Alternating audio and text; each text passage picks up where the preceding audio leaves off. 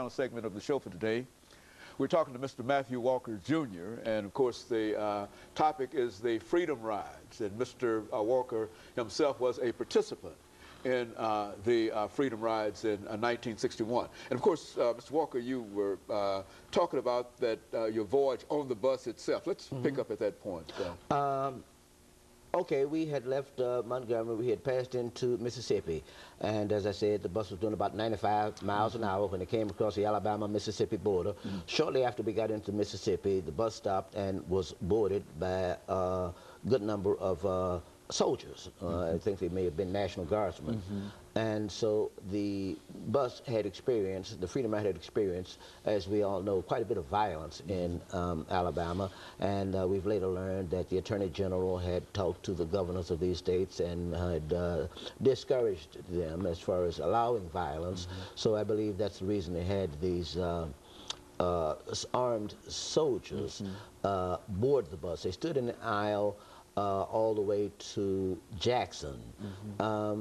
It was a very exciting ride. I do remember as we proceeded, looking out the window, counting, and I'll never forget, I counted, I think it was 26 state trooper cars riding behind us, and a helicopter continuously circling overhead.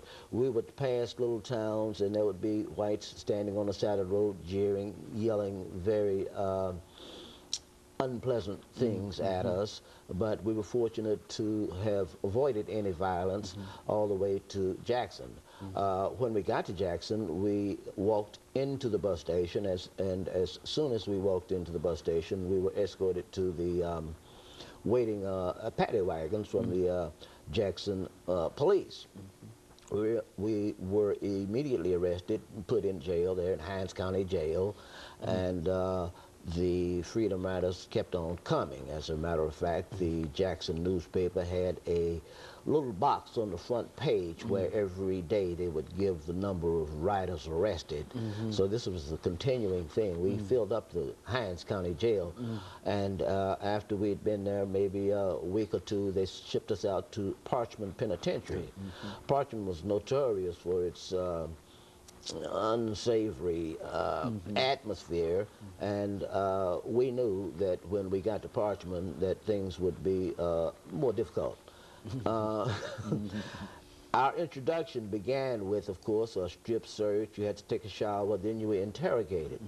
And the interrogation was such that you were sat in a chair surrounded by police, and if you answered without saying sir, you were immediately struck across the head with a billy club.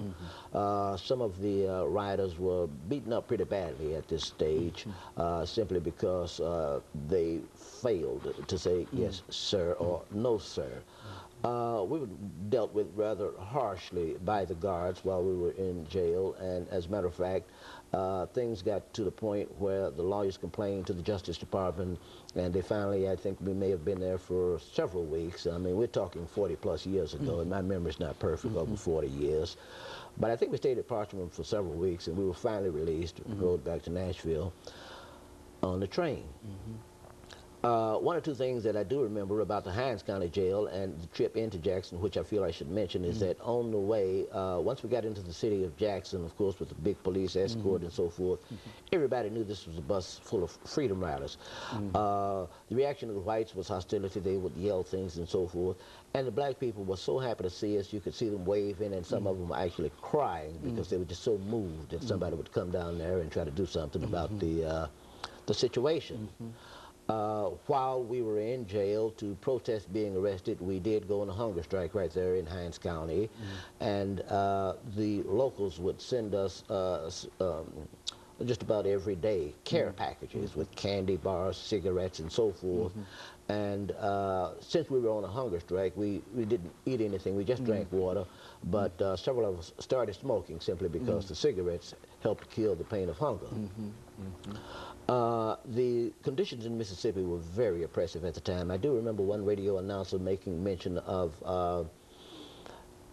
how the Freedom Riders seemed to be so well organized and disciplined, and this fellow was an announcer on a local black radio station there in Jackson.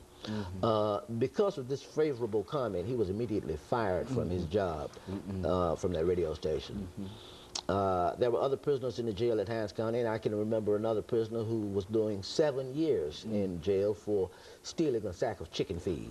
So this is just something to give you some idea of the kind of society that existed there at that time. But one thing I should point out that there were on that bus quite a number of white people who participated with us, and the thing about it with them was in earlier instances when there was violence, the white toughs would single them out and treat them a little more harshly simply because they regarded them as traitors and so forth. But throughout the movement, there have always been whites who have participated just as fully as blacks, and I think this is one point that needs to be made clear.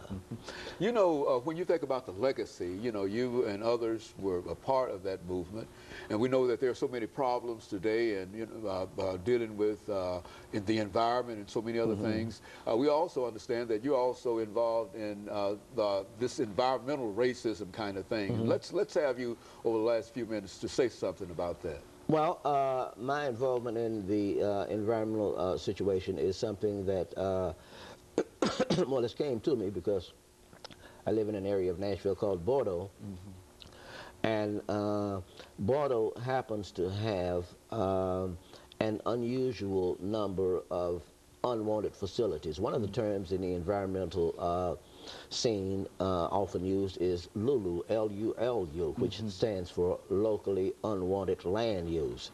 There are many locally unwanted land uses in Bordeaux, things you wouldn't find in comparable communities around the city.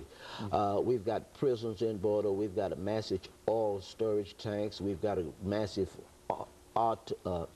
insurance company, automobile junkyard, we've got a gun range in Bordeaux, and there is a large stagnant pond which may breed mosquitoes because of a dirt mining operation.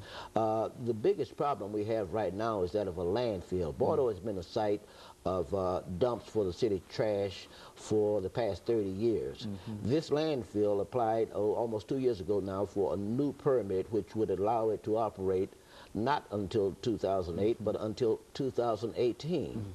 This permit would also allow them to take, in addition to what they're taking now, construction and demolition debris, it would also allow them to take in garbage, household and commercial.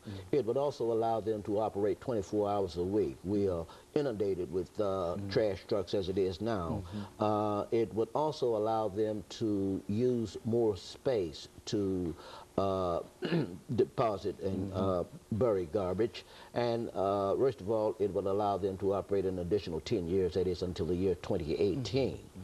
We've been successful to this point in having the Metro Solid Waste Regional Board deny this waste management landfill a new permit. The denial has been appealed by Waste Management. It's presently in Chancery Court, and we're looking forward to ruling any day. We have retained legal help, and we are thus far able to say the permit has been denied. But it is possible the court will rule in favor of Waste Management and allow them a new permit. If that happens, we will have to appeal. If the court upholds the board's decision and denies a new permit to Waste Management, we expect Waste Management will appeal. Either way it goes, we're going to have to continue the legal battle. There's a legal battle associated with this. There is a legal battle associated with this. In recent memory, this is the first time any group in Bordeaux has gotten together to mount a legal campaign against a locally unwanted land use. A number of pre-existing neighborhood organizations have gotten together to form an umbrella group known as Bordeaux Beautiful Incorporated. Bordeaux Beautiful has hired and still has retained the services of an attorney, and this is how we've gotten to this point. But whichever way the court rules, we'll need more legal representation.